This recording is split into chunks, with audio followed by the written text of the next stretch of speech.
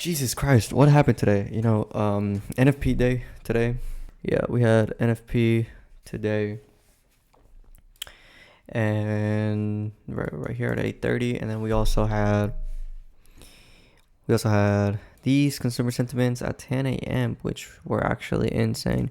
If you guys did trade today, you guys would have seen what actually happened in the market, which is crazy. But let me go over the bias for today.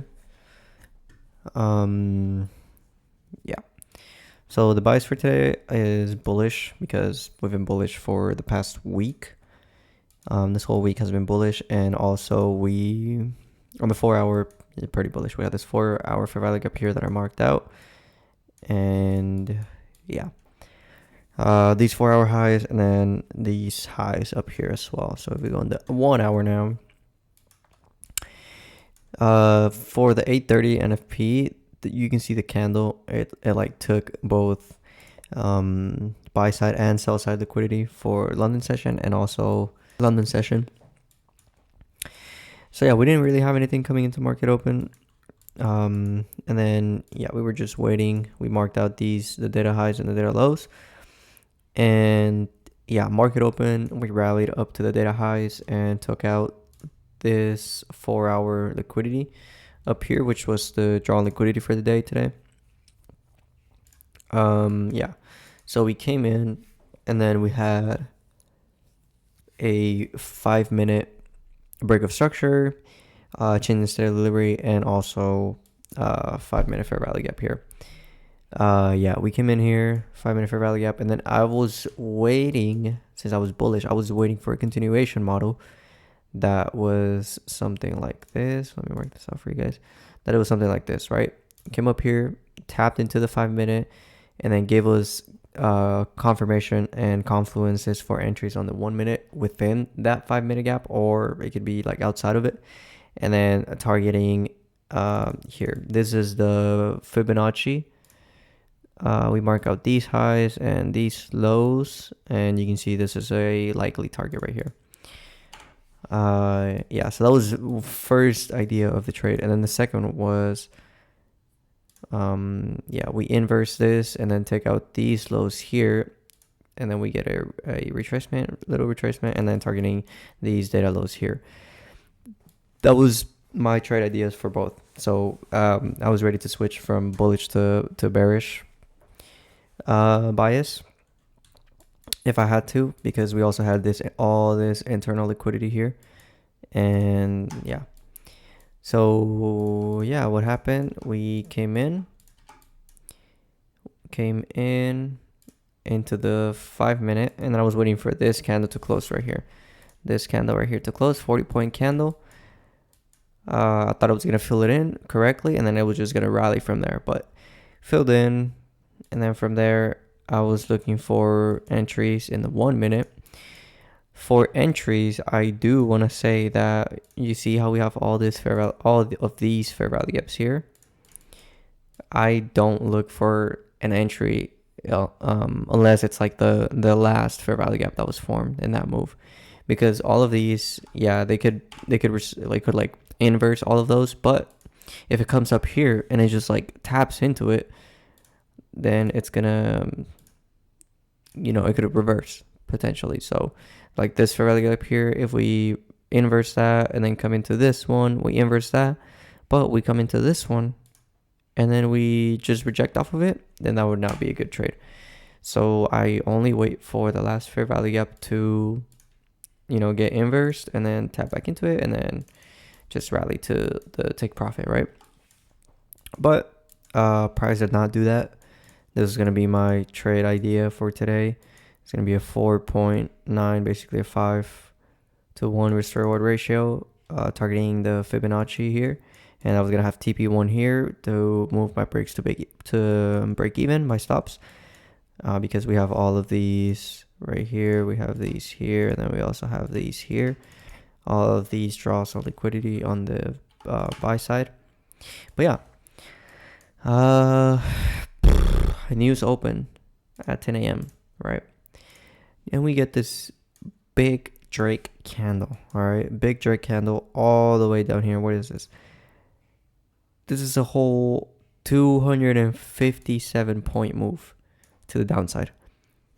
Insane. It was very unpredictable. We knew that these were the draw liquidity too for the day, as well as these up here. So once it took out these, I should have known that it was going to come right down here.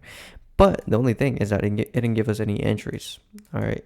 In the 1 minute, if we come in, we do get this break of structure here at this right here.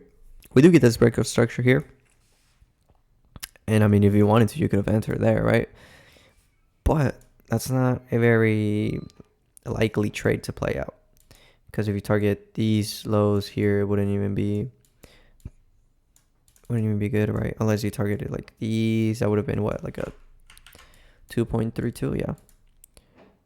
So that, honestly, you could have been targeting these lows, because if it was going to be bearish for today, it was obviously going to go to these data lows here, and then all of these could be like take profits, but like for partials and stuff.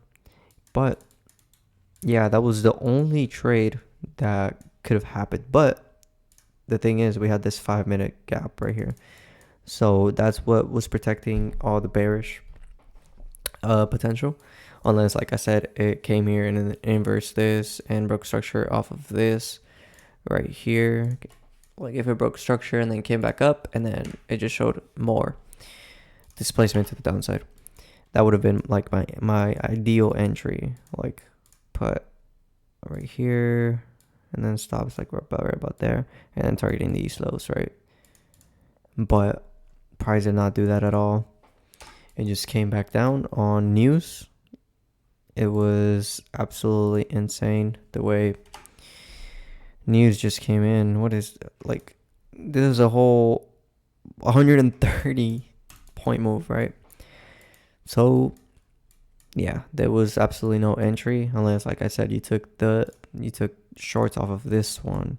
But that would have been a likely trade because we have this 5 minute fair value gap that was gonna get filled in. Yeah, unless you put your stops or break even after it came down to this 5 minute fair value gap. I don't know, it's weird. I would not have shorted that, to be honest. No one knew it was gonna come all the way down here. Very unpredictable today. But it is NFP, so you would expect that. And then yeah, like these are orange folder news. Like they shouldn't be making those type of moves, but it is what it is, no trades for me today. My only trade, like I said, was gonna be this one. Came down here, inverse this, tap back in, and then targeting these highs, right? That would have been my trade for the day, but that did not happen today. Yeah, if you guys were trading today, hopefully you guys didn't go in and you guys stayed disciplined and waited for an actual move, because this is absolutely insane. So hopefully you guys didn't lose any money, for those of you guys that are watching this and that are traders as well. Yeah, hopefully you didn't lose any money, because or hopefully you made a shit ton of money with this, because if you took that break of structure trade right there, which for me isn't enough confluences for me to short, but if you guys did take that, then hey, props to you, man. Props to you. You would have had a 4.6 risk to reward, and then you could have taken profits here, and then break even, or even take profits down here or anywhere around here. Yeah, anyways, that was my recap for the day. And then next week I will be working Monday and Tuesday. So yeah, I'll try to trade if I can, and if I can't, then